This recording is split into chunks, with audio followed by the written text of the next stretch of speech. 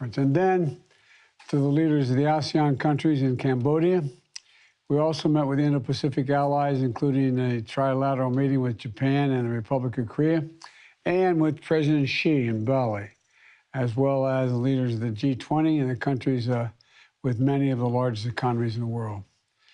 It was clear to me, and I think to most people in those meetings, that the United States is as well or better positioned than any nation in the world to lead the world on the economy in the years ahead.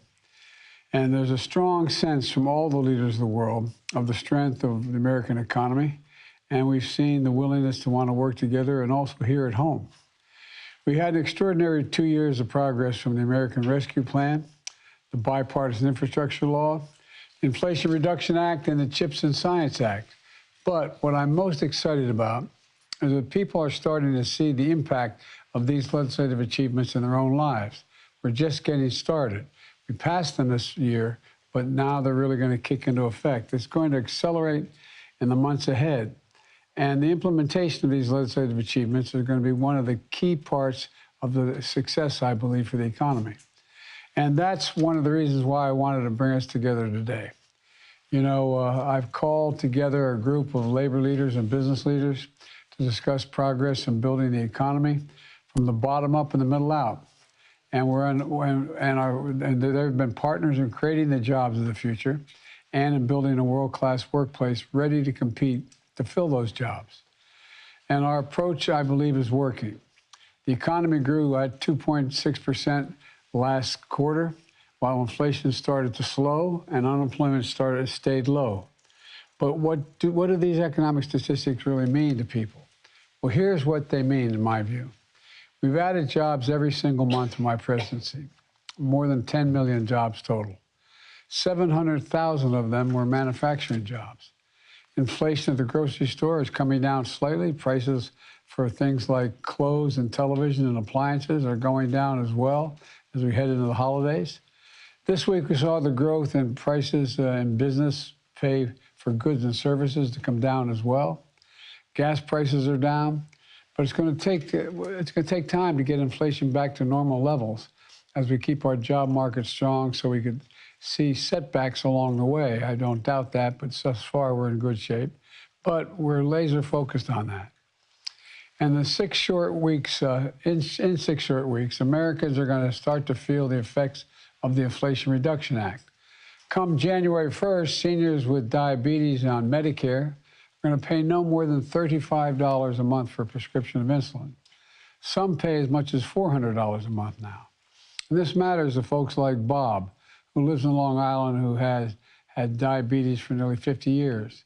And he's had a leg amputated and has issues with eyesight because of the complications of his diabetes. Bob came to the White House a few months ago and talked about how he has to pay $300 out of pocket every 90 days for his insulin. Now, he won't have to choose that beginning January 1st, paying for a trip choosing between a trip to see his grandkids or to pay for his insulin in order to survive. This matters.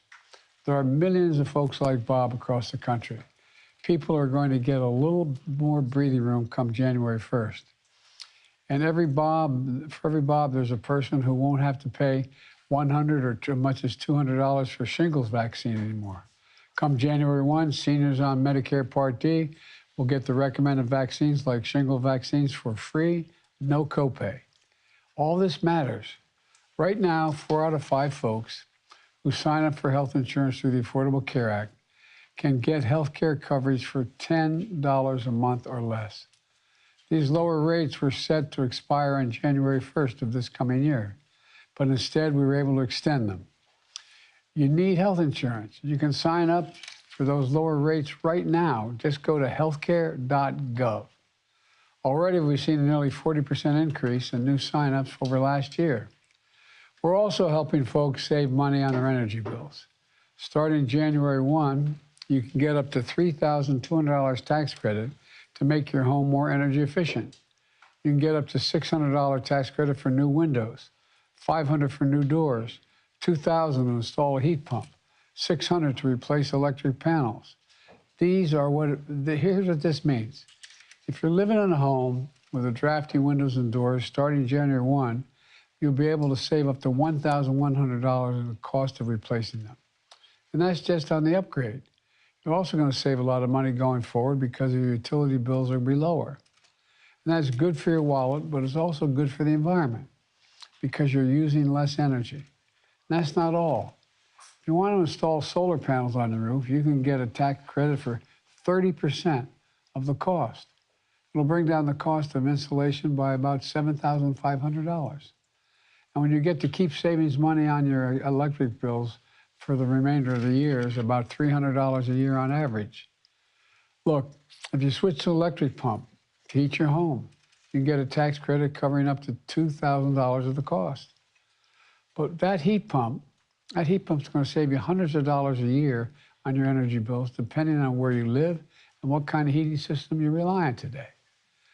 Look, we're talking about real money here to save people, and it's just going to start kicking in now. By taking action, we're making real progress in strengthening and stabilizing our economy, giving Americans across the country some breathing room. To build on this progress is not just acting, but it's listening. That's why I'm here today to open to good ideas to continue bringing inflation down and continue creating an economy that works for everyone with these business and labor leaders who are in front of me here. Folks in this room, American labor unions, American companies, are key to building an economy from the bottom up and the middle out, as I said. I look forward to continuing to partner with them and hearing their thoughts about things I should do and should not do, ways we can continue to strengthen the American economy, and about how we can work together going forward. And now I'm going to turn it over to Brian Deese, Director of National Economic Council, and he's going to continue this meeting, and I'll intervene along the way. But again, thank you all for being here. I really appreciate your help and advice. Brian, it's all yours. Thank you, Mr. President. I think we're going to just pause a moment while we have the press depart and we turn to the rest of the meeting here. But as they do, I'll just add my thanks to all of you for convening here together. President Secretary Holder just back from a long overseas trip here, so looking forward to the conversation.